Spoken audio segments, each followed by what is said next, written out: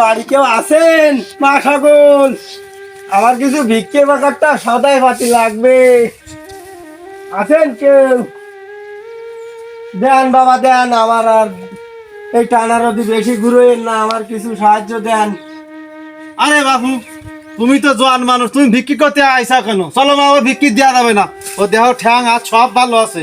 জোয়ান মানুষ ভিক্ষি করতে আইসা, তোমার ভিক্ষি দেওয়া যাবে না। না গো বাবু, তুমি তো বাবু করতেছিস যে আমি জোয়ান মানুষ, আমার মাজার যে খোল খাইয়ে গেছে এ তো তুমি জানো না বাবু। আমার মাজার শেষ হয়ে গেছে, এই জন্যে না হলে কি এই থালটা কত সহজে কি মানুষ আর এই পরিবেশে আসে। যাও বাবা, একটা ফকির আইছে, ওর কটা ভিক দেওয়া আসলে উচিত। ওরে মা, তুমি জানো না, ফিভারে দেখলাম ভিক করি, পাঁচতলা বাড়ি করিছে। এই সমস্ত বইরা ভিক করে, আমার কি তো বাড়ি এই কি খোঁজ নি দেওয়া কি 4-5 তলা সব বাড়ি করে দিছে। এই বাবু, তুমি আমি আসলাম তোমার মা তোমার কলে দুটো বিক দিতি, তাও তুমি দিলে না। পরে আবার যে সময় তোমার মা দেখিছে, তাও তুমি এসে বাধা দিচ্ছ। তা আসলে মানুষ কোন জাতের মানুষ তুমি কদিন দেয় বাবু? বিক দিতে আমার বিকির আমার দরকার না।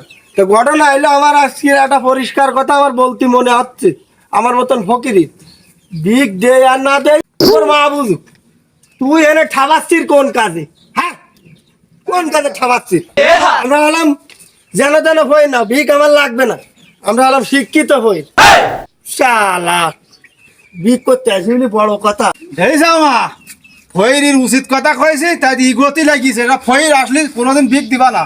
আমি ফিফারে পড়েছি, এরাই ভিক্ষি করি 4-5 তলা বাড়ি করে ফেলাইছে, আর আমরা ভিক্ষি দিতে ফয়ের যাচ্ছি।